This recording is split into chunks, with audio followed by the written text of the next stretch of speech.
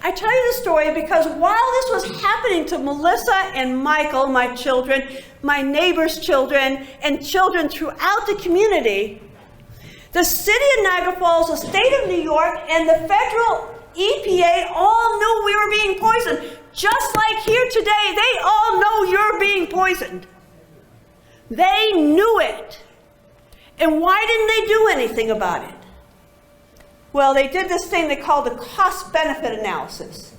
How much would it cost to fix Love Canal, to keep the chemicals from moving underground like they are here, seeping into our basements, seeping into our bodies and our children's bodies? How much would it cost? And at that time, in 1976 dollars, it was about $20 million. And then they said, the cost-benefit analysis, who would benefit? And they looked at our families. My husband worked at Goodyear Chemical. He was a chemical operator. And he made $10,000 a year. The vast majority of my neighbors were they worked in the chemical industry in Niagara Falls. And they all made around $10,000 a year. And so when you do a cost-benefit analysis, I looked at, my husband was worth $10,000 a year. And my son, Michael, he was worth $10,000 plus an inflation factor, because they assume he'll follow in his daddy's footsteps. I did not work outside the household, so I was worth nothing. My daughter, who was likely to follow in my footsteps, was worth nothing.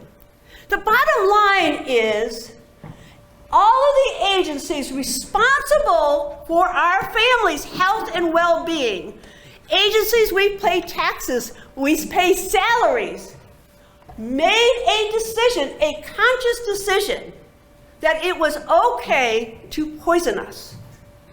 That it was okay because we were not rich people. And because on this one side of Love Canal, we had a lot of African-American families in Griffin Manor. And they had to have 5 children to qualify for that housing. Think about how many children are there. 240 units, 5 children per unit, do the math. And they allowed them to be poisoned because they were poor too and they were black.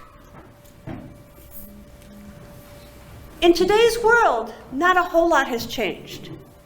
The thing that I learned from Love Canal is that these decisions about whether you get poisoned or not are not decisions of medical or science.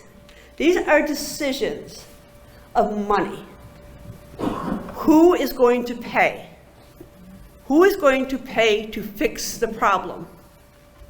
And in this case, the Commonwealth of Virginia is responsible, and the Commonwealth of Virginia should pay. However, while you're waiting for the Commonwealth to step up to the plate, Bristol, Tennessee also has to protect their citizens and go after the Commonwealth of Virginia to reimburse all the taxpayers.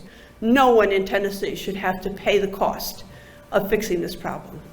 So that was the first lesson I learned. You know, I grew up in a working blue-collar community. My daddy was a bricklayer. My mama had 6 kids. We're Irish Catholic.